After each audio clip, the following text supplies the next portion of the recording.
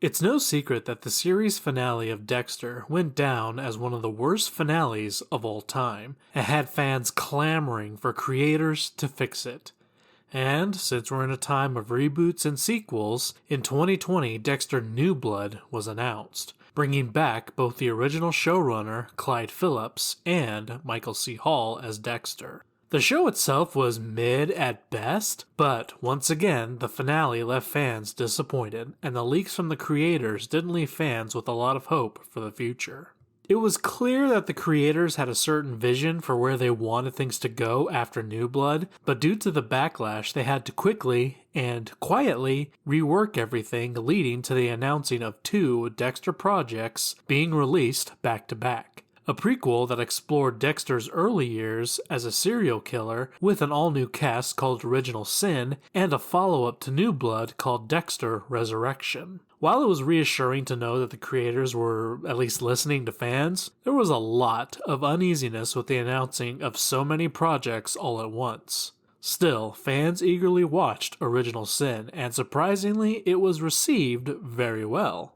The show captured the feel and charm of the original series with a standout performance by Patrick Gibson as a young Dexter. The show wasn't perfect by any means, but it was a good launching point to get fans excited for Resurrection later in the year. And after watching the first 2 episodes on Paramount Plus, I can happily say that I was pleasantly surprised. It's not perfect, as episode 1 hinges on a lot of contrivances and conveniences to get the plot going, but once it did, I was actually enjoying it. So let's get to it. And spoiler alert, if you don't want to hear any spoilers, click off now. Just know that I highly recommend it. The show picks up about 10 weeks after the events of New Blood. Dexter has been in a coma after being shot in the chest by Harrison, but thanks to the cold weather and freezing temperatures, slowed his heart rate down so that emergency workers could save his life. Sure, let's go with that. Meanwhile, Harrison has moved to New York City and is now living and working at a hotel to get his life back on track. But that all goes to shit when he sees a guest drugging a young woman and attempting to assault her, so he beats the guy to death. Thankfully, he took everything he learned from his dad and cleaned up the crime scene, chopped up his body into pieces, and tossed him into the garbage, only for the parts to get discovered and traced back to the hotel. Back at Iron Lake, Dexter continues to heal and thankfully doesn't have anything to worry about, as Angela basically said it was all her fault. She had shot him in the chest, Logan was self-defense, and it was all a huge misunderstanding, and she left Iron Lake for good.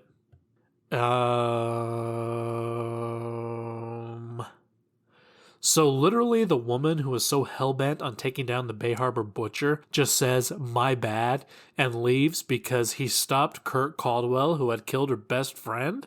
And he gets off scot-free after killing Logan, probably the most innocent man who didn't have a hint of malice in his body, and she just fucks off with a "my bad" and a "we're even"? Okay, sure. So Dexter takes the win, but things get more complicated when his old friend Angel Batista shows up, telling him that he legally resurrected him after filing his death paperwork at the end of Season 8. Dexter deduces that Angel may have other motives, and after hearing about the body found in New York City with a similar MO to his own, guesses Harrison is there, and he and Harry drive off to find him. Episode 2 is Dexter getting used to the new city, establishing himself and realizing a serial killer is taking out rideshare workers under the name The Dark Passenger. So now Dexter has a new target, while keeping a watchful eye on his son, who now has to navigate a police investigation and his own guilt over killing a man. We're already off to a strong start, but it would be remiss to not call out the obvious flaws. A lot of the writing feels very, wow, that was lucky, like Angela not wanting to continue seeking charges against Dexter. To be fair, I mean, it wasn't like I was super attached to the character, as she was constantly flip-flopping throughout New Blood, going from loving Dexter to thinking he's a liar, to then hell-bent on putting him in prison. Dexter doesn't find out about Harrison possibly being in New York City until his physical therapist just happens to mention a body turning up that happens to match his MO. I mean, it's freaking New York City, lady. It's not like body showing up is completely mind-blowing. Angel Batista gets a phone call that distracts him long enough for Dexter to make an escape. But if Angel had just spent a few more seconds figuring out who called him, and who knew he was there, he probably would have caught Dexter before he left. In episode 2, Dexter almost immediately meets a man who offers him a place to live on the cheap. I mean, wow, talk about lucky, being able to find a place to live and work in New York freaking City, your first day being there? Talk about lucky. And Dexter is already in talks to kill a serial killer over watching Harrison because the serial killer stole his name? I mean, sure, okay. Along with this, it seems like there are just a lot of plot lines and new characters to juggle. Dexter and Harry watch over Harrison as he tries to navigate his life with the knowledge that he killed a man and doesn't know his own father is still alive. Angel Batista is trying to track down Dexter, as well as the police in New York City trying to solve the murder of Harrison's victim. Introducing a no-nonsense quirky detective and her golden retriever partner. And let's not forget Uma Thurman, who mysteriously kills a man after he had asked for more money, making me think she and her boss, Peter Dinklage, are possibly financing serial killers across the country. Now, the only reason I'm thinking this is because Criminal Minds Evolution literally did the same thing. It sounds a lot like I'm ragging on it, but really, I enjoyed these first 2 episodes. Though it's done in the style of New Blood, it has more of the look and feel of Dexter from the original series. The returning cast slip back into their old roles like comfortable old jackets, with David Zayas as the warm, friendly, but ultimately suspicious Batista, who has probably the most nail-biting scene with Dexter I've seen in a long time.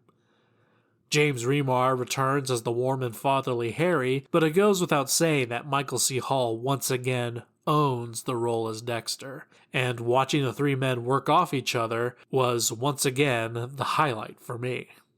Even Harrison is looking better in my eyes, as instead of an annoying, angry teenager, he's a boy trying to make the best out of his life despite the shitty hand he's been dealt, making genuine connections and friendships, making it clear to me that while he has a darkness inside of him, he's not the monster Dexter wanted him to be.